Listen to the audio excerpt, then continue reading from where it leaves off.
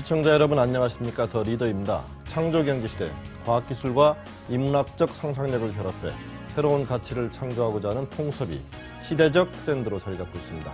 통섭은 한 국가나 기업이 지속성장을 해나가기 위한 새로운 동력원으로 여겨지고 있는데요.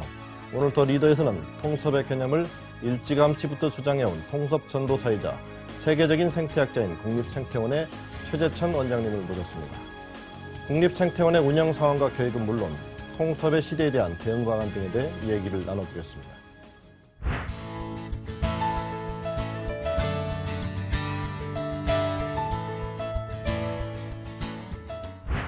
원장님 좀 바쁘신데 나와주셔서 감사드립니다. 네, 예. 감사합니다. 사실 개인적으로는 열렬 독자로서 많이 듣고 싶었는데요. 예. 불러주셔서 감사합니다. 예. 학교에 계시다가 지난해 11월이죠. 네. 예, 이제 국립생태원이 문을 열고 원장으로 취임하셨는데 나오신 김에 사실 모르시는 분들이 좀 많으실 것 같아서 좀 소개 좀 해주시죠. 국립생태원 어떤 곳인지. 뭐 우리나라에 뭐 여러 가지 기관들이 있지만요. 예. 생태학이라는 학문을 연구할 수 있고 그거를 전시하는 기관으로는 처음 생긴 겁니다. 예. 그래서 저희가 지금 3마리 토끼를 쫓아야 되는데요. 연구도 해야 되고 전시도 해야 되고 교육도 해야 되는. 그래서 여러 가지가 이렇게 한데 어울려져 있는 상당히 큰 조직입니다. 예. 일단은 이제 일반인들 입장에서 보면 이제 전시가 좀 관심이 있어 할 것. 어떤 전시돼 있는 공간들을 볼 수 있는지요? 이게 전체가 한 30만 평 되는 분인데요. 예. 거기에 이제 야외에서도 생태적인 거를 관찰할 수 있으시고요. 실내에는 우리가 에코리움이라고 부르는 상당히 매력적인 건물을 돔 형태로 지어놨는데요. 그 안에 열대, 또 사막, 지중해성 기후, 또 온대, 극지 기후에 맞도록 거기에 생태계들을 구현해놨어요. 그래서 뭐 어떻게 보면 하루 이틀 내에 어떻게 보시느냐에 따라 다르지만 하루 이틀 내에 세계 일주를 한번 하시는 셈이 됩니다.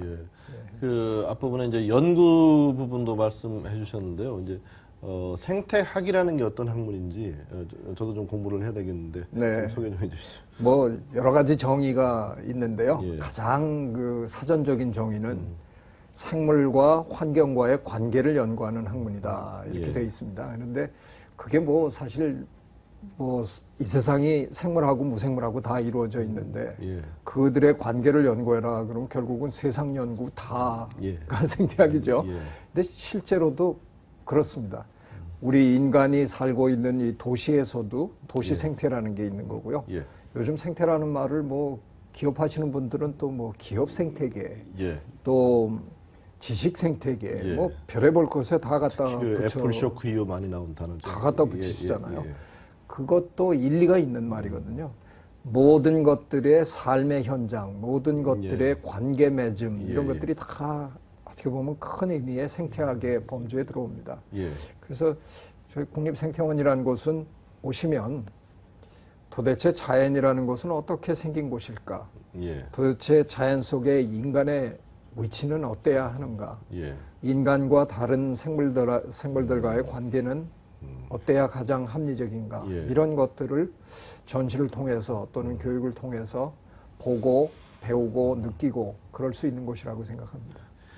지금 이제 한 11월이니까 한 3달 정도 해보셨는데 어떠신지 좀 사람들 많이 다녀가셨습니까? 뭐 저희가 저 AI 때문에 어쩔 수 없이 문을 닫을 수밖에 없었는데요. 금강 하구가 바로 뭐 1, 2km 안에 있으니까요. 거기서 또 철새 몇 마리가 죽어나갔고 그래서 저희는 뭐 거의 뭐 즉각적으로 결정을 내릴 수밖에 없었는데 저희가 이게 워낙이 그렇게 그 교통이 편한 곳이 아니다 보니까 저희가 처음에 이제 기획을 할 때 환경부에다가 금년의 목표를 저희가 얘기를 했었어야 됐어요. 근데 뭐 저희 간에는 그래도 여러 가지로 고민해가지고 금년 1년 동안 2014년 1년 동안 관광객 30만 명을 유치하겠습니다라고 30만 평에 30만 명.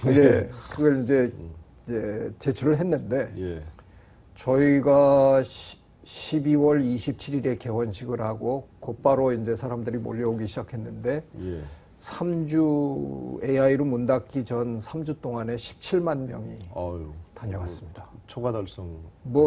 그 상태로 나갔으면 한 달 반 만에 1년 목표를 그냥 달성하는 건데. 그냥 어떻게 얼마나 좋은 시설이 있는지 궁금해집니다. 그래서 아마 관심은 굉장히 많이 있는 것 같아요. 우리나라에 국립생태원이라는 곳이 생긴다. 도대체 뭐 하는 곳이냐 하는 호기심도 많으시고 기대도 많으신 것 같은데 이제 저희가 정말 그 기대에 부응해야죠. 그래서 3월에 정식으로 유료 개방을 합니다. 3월 언제가 될지는 이제 이 AI 사태에 따라서 달라지겠지만 그때 뭐 국민 여러분의 평가를 받겠습니다. 그 나오신 김에 그 국립생태원 3월에 이제 유료 개관되면 가장 뭐 즐겁게 즐기는 법 또 뭐 어떤 걸 얻어가셨으면 좋겠다 하는 뭐 원장님으로서 희망 뭐 좀 이렇게 얘기해 주시죠. 저는 뭐 이런 얘기 자주 했는데요. 제가 그동안 우리나라 이 환경 문제에 대해서 얘기를 많이 떠들고 산 사람인데 제가 그동안 관찰해 본 바에 의하면은 사실은 우리 대한민국 국민의 환경 의식은 저는 선진국 수준이라고 생각합니다. 이게 오히려 어떤 의미에서는 정부가 기관이 그걸 따라와 주지 못하는 그런 면들이 오히려 보이는데요. 상당히 높은 수준의 우리 국민들의 환경 의식에 걸맞은 그런 전시를 저희가 기획하고 있습니다. 오셔서 좀 차분한 마음으로 돌아보시면서 우리나라의 관람 문화 중에 조금 섭섭한 게 이렇게 찍고 가는 문화가 있거든요. 왔다 봤다가 중요한 거지. 무엇을 보고 무엇을 느꼈고 가는. 그런 게 좀 없는데 우리 국립생태원은 상당히 음미해야 될 그런 전시 내용들이 많거든요. 그래서 시간 충분히 가지시고요.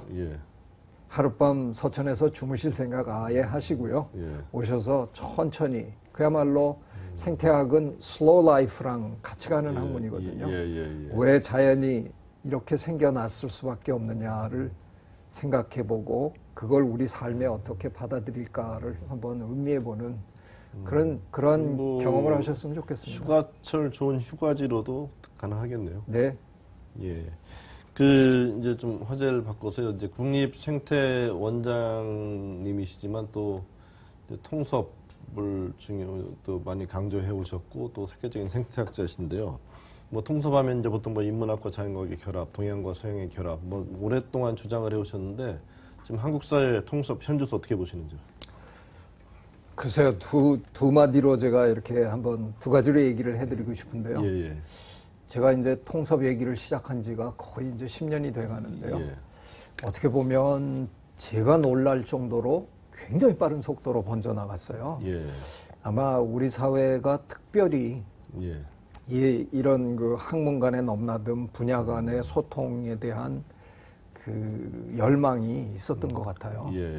그런데 이제 그러다가 보니까 사실은 준비가 제대로 안 된 상황에서 너무 많은 얘기가 그냥 한꺼번에 터지다 보니까 그 내실을 기하지 못한 건 아닐까 하는 걱정이 듭니다. 이게 이러다가 얘기만 많이 하고 실제로는 그래서 통섭으로 뭘 이루었느냐라고 했을 때 별로 이룬 게 없다. 막 이런 상황이 또 닥치면 이게 한번 막 보글보글 했다가 없어지는 거품처럼 또 사라지는 건 아닐까 하는 걱정이 좀 듭니다. 그래서 두 가지가 지금 다 공존하고 있다고 생각합니다. 기대감과 이제는 뭔가 이뤄내야 한다는 어떻게 보면 압박감이 함께 공존하는 그런 시점이라고 생각합니다. 그러니까 이제 말씀대로 듣자면 이제 그동안 이제 말과 지식은 굉장히 무성했는데 이제 뭔가 구체적인 열매를 맺는 단계로 이제 실행의 열매를 뭐 어떤 노력들이 좀 필요할까요? 글쎄요, 이게 통섭이라는 건 제가 이제 융합하고 이렇게 대비해서 설명을 종종 해보는데요. 융합은 어떻게 보면 우리가 이뤄내야 할 목표라고 좀 생각해요. 그러니까 새로운 어떤 신제품을 개발한다 그럴 때 두 개의 기술이 서로 그냥 뭐 한번 반갑습니다. 만났습니다. 그리고 악수 한번 하고 뭐 명함 주고받고 새로운 기술을 개발할 수 있는 건 아니잖아요. 두 기술이 이를테면 IT와 BT가 IBT로 하나로 녹아들어야 예. 새로운 걸 또 개발해낼 수가 있는 거니까 예. 융합은 우리가 이뤄내야 할 결과물이고 목표인데 예.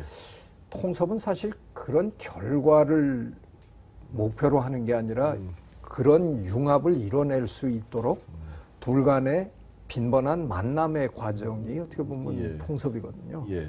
그래서 꼭 뭐 통섭이 어떤 제품을 만들어냈다라는 그런 압박감을 느껴야 되는 건 아닌데요. 예. 우리 사회가 워낙 그 서로 간의 만남이 그렇게 쉽지 않은 사회다 보니까 예. 뭐 교육도 문과 이과 나눠서 배웠지. 예. 우리 사회에 뭔가 서로 벽이 아직도 이 분야마다 벽이 너무 높은 사회잖아요. 예. 그래서 이런 것들을 좀 허물고 벽을 낮추고 하는 노력들이 진행이 되면서 그게 여러 사람들의 눈에 실제로 예. 아, 우리 사회가 이렇게 변했구나. 그리고 내가 저 분야로 건너가는데 예전같이 어렵지가 않구나. 예. 다른 분야 사람들이 만났는데 어쩌면 이렇게 술술 새로운 것들을 찾아내는 노력들이 이렇게 수월한가. 이런 것들을 이제 국민들이 피부로 느끼게 되는 예. 그 단계가 와야 될 텐데 예. 언제나 올까 걱정입니다.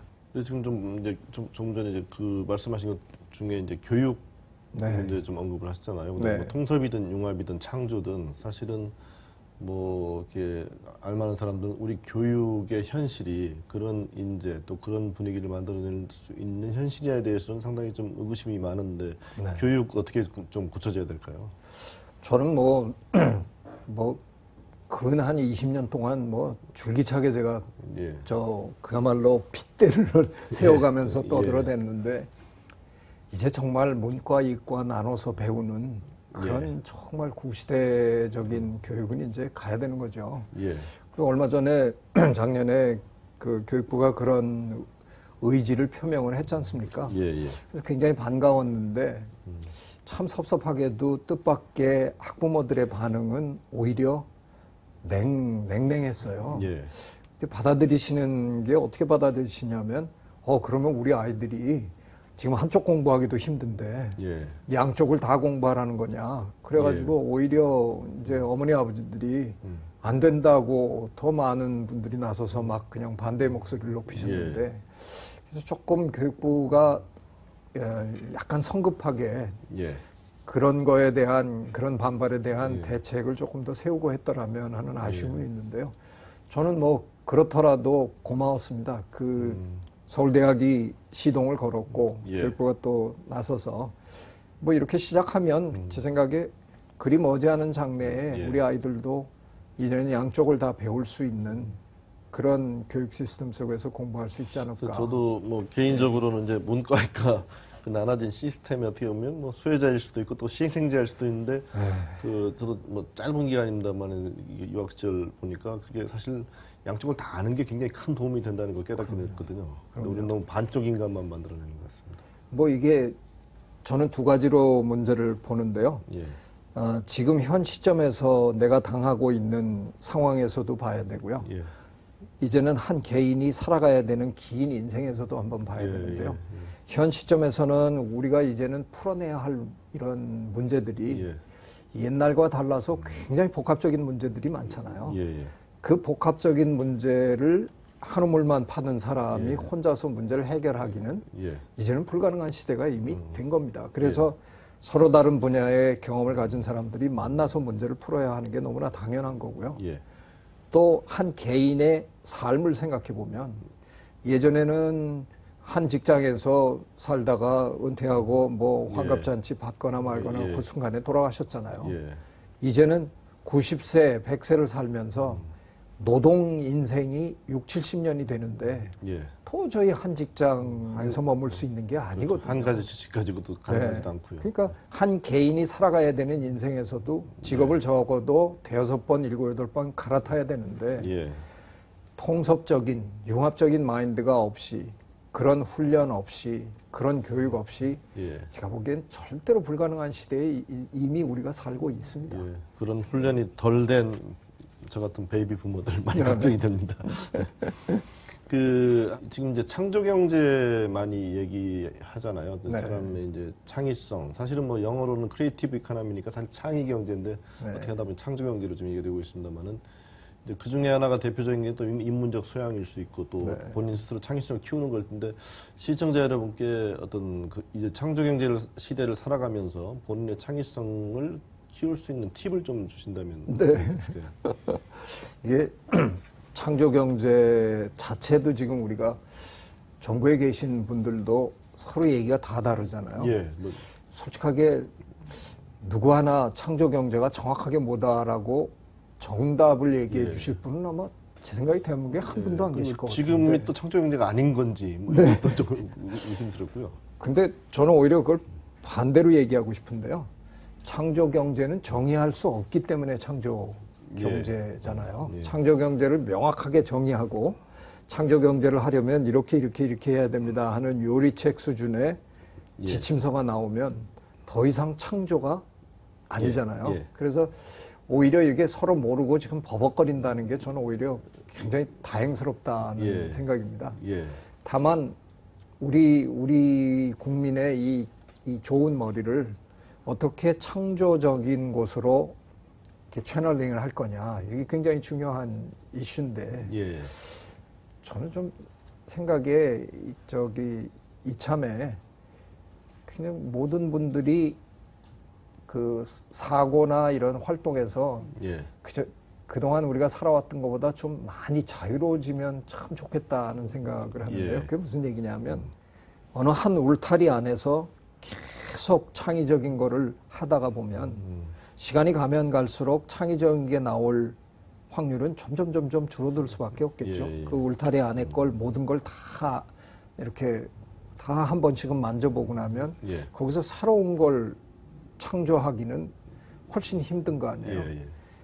울타리를 넘으면 월담을 하면 갑자기 새로운 세상이 나타나잖아요. 예. 예. 이게 뭐 월담 그러면 조금 수상하게 들리긴 하지만 예. 예. 그래서 이제는 정말 가장 확률적으로 창의성이 높아질 수 있는 건 결국은 분야 간의 만남이 중요하다는 거죠. 예. 그래서 제가 어느 기업에서 그런 일을 하겠다 그래서 글을 하나 써달라 그러는데 그 글에다가 제가 뭐라고 썼는데 나중에 이제 브로셔가 나오는 거 보니까 한 대목을 이렇게 빼서 이렇게 올렸더라고요. 예. 그게 뭐냐 하면 제가 이런 얘기를 했어요. 덩굴장미를 집에서 이렇게 기르잖아요. 우리 흔히 찔레라고 하는 걸 기르는데 그 이상하게 옆집에서 우리 담장을 넘어온 놈이 훨씬 예뻐 보인단 말이에요. 예. 우리 집 장미보다 왜 남의 집 장미는 이렇게 더 붉고 아름다울까? 그런 겁니다. 제 생각엔 넘나들어서 새로운 영역으로 우리가 자꾸 경험을 하다 보면 보이지 않던 게 보이기 시작하고 그게 내 것과 만나면서 거기서 불꽃이 튀면서 창의성이 나올 확률이 내 정원에서 매일같이 보던 걸 들여다보면서 새로운 창의적인 걸 하는 것보다 훨씬 저는 확률적으로 높을 거라고 생각합니다. 낯섦의 노출 뭐 그런 얘기들 하더라고요. 그러네요. 그럴 때 자꾸 창의성이 이제 발휘가 된다고. 예. 그래서 이제는 학문 간의 분야 간의 장벽을 자꾸 낮추는 노력을 우리가 의지적으로 해야 된다고 생각합니다. 예.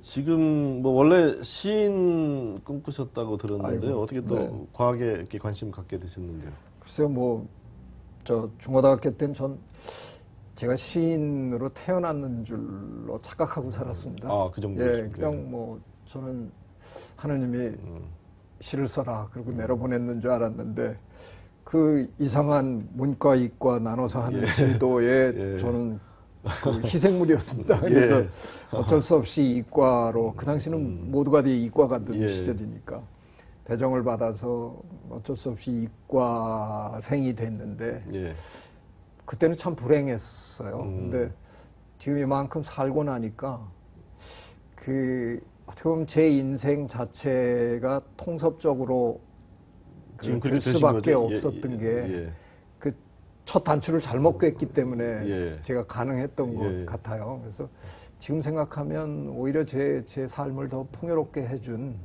지금 또 멋진 일이 사실 아니었나. 두 개를 결합하신 삶을 살고 계신 거. 저술 활동도 굉장히 좀 활발히 하시는데 굉장히 지금까지 내신 책이 몇 권 정도 되시니까? 글쎄요, 뭐 제 이름이 표지에 이렇게 어떤 형식으로든 이렇게 적혀 있는 게 한 60권은 된답니다. 그렇게 다작의 비법은 무엇이죠?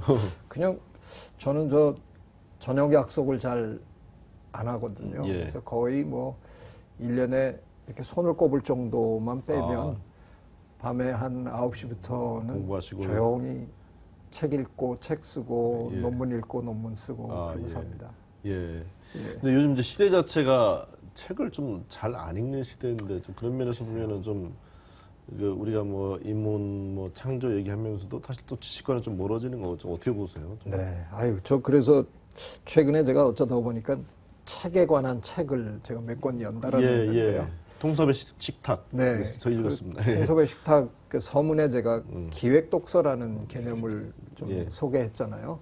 이게 우리가 책을 취미로 읽으신다는데 많은 분들이 취미로 읽는 책에서 얻을 수 있는 게 과연 얼마나 있을까? 책 읽으면서 그냥 힐링이나 받고 책 읽으면서 그저 희죽거리고 웃기나 하고 책은 원래 지식을 전달하려고 만든 건데 그래서 취미 독서도 중요하지만 기획 독서를 하셔야 된다고 제가 주장을 한 겁니다.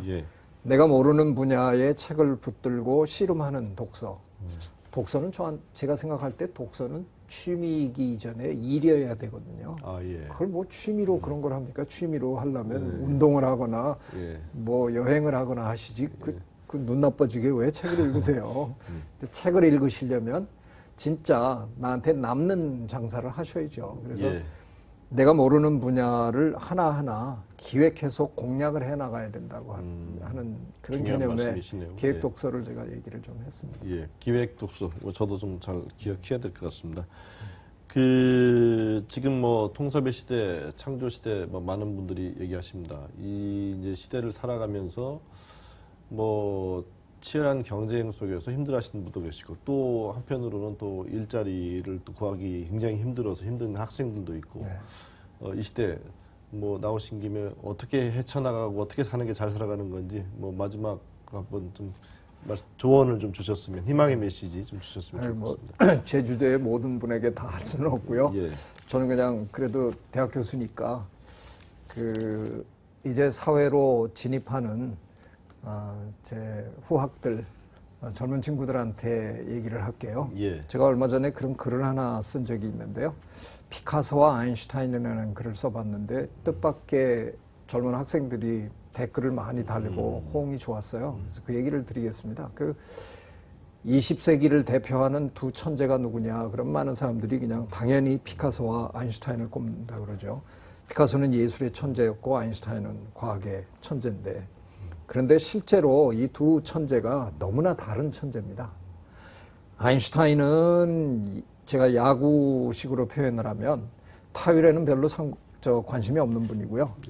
그냥 장외 홈런 한 2번 뻥 때려가지고 그냥 뭐 끝장낸 분인데 피카소는 사실은 우리가 잘 몰라서 그렇지 아마 화가 중에서 피카소만큼 작품을 많이 남긴 화가가 없답니다. 별의 별짓을 다 해봤던 사람이라서 피카소의 작품 상당수는 그렇게 대단하지 않을 수도 있다는 겁니다. 그런데 워낙 많이 휘두르다 보니까 안타가 나온 거고 어느 날 잘못 맞으면 그게 홈런도 되고 어떻게 보면 피카소는 아인슈타인 같은 천재가 아니라 굉장히 많은 노력을 하고 굉장히 많은 시도를 해서 천재성이 발휘된 거라는 거죠. 근데 저 대학에 있어 보면 학생들이 너무나 다 아인슈타인 흉내만 냅니다. 웅크리고 첫 타석에서 노벨상 받으려고 첫 타석에서 만홈런 치려고들 그렇게 애쓰는데 저는 그래서 그 글에서 그렇게 물어봤어요. 젊은 친구들에게 네가 아인슈타인이냐 스스로 물어봐라. 근데 답이 네 아인슈타인입니다. 그러면 전 정신병원에 가라. 농담으로 한번 하고요. 왜냐하면 아인슈타인 같은 사람은 거의 없잖아요. 그러니까 아마 아닐 게 뻔한데 아인슈타인이냐 스스로 물어봤는데 답이 아니죠. 아인슈타인은. 그렇다면 너는 피카소 전략을 써야 된다. 이것저것 뭐 고사하고 말고 나 큰 거 아니면 안 해. 그러지 말고 정말 소박하게 순진하게 작은 일이라도 열심히 하고 도전하고 또 넘어지고 또 도전하고 하다 보면 언젠가는 이룬다. 예. 근데 우리 젊은 친구들이 굉장히 좋은 중소기업이 많아도 안 가지. 그냥 다 대기업만 가려고 그러고 처음부터 큰 것만 잡으려고 그러는데 그러지 말고 소박하게 세계적인 대가들도 첫 논문은 다 별 볼 일 없는 논문을 쓰다가 나중에 대가들이 되는 거거든요. 제가 그 글의 제일 마지막 문장을 이렇게 썼는데 그게 이제 학생들한테 뭔가 느낌이 좀 왔나 봐요. 나도 그렇게 살았다. 피카소처럼 살았는데 그렇게 열심히 뛰다가 보니까 어느 날 저만치 앞에 걸어가고 있는 아인슈타인의 등이 보이더라. 제 주제에 아인슈타인을 따라잡겠습니까? 전 그런 꿈도 안 꿉니다. 그런데 멀리 저 앞에 아인슈타인의 등만 보여도 전 성공한 사람이죠. 아인슈타인의 등이 보일 때까지 그저 뛰면 되는 거다. 뭘 그렇게 이 세상을 어렵고 크고 거창하게 생각하냐. 작은 일부터 무중지 열심히 하고 뛰자. 그러다 보면 언젠가는 나도 그들의 반열에 뒷공문이라도 따라간다. 힘내고 열심히 하자. 그렇게 얘기를 했는데 그 얘기를 하고 싶네요. 네.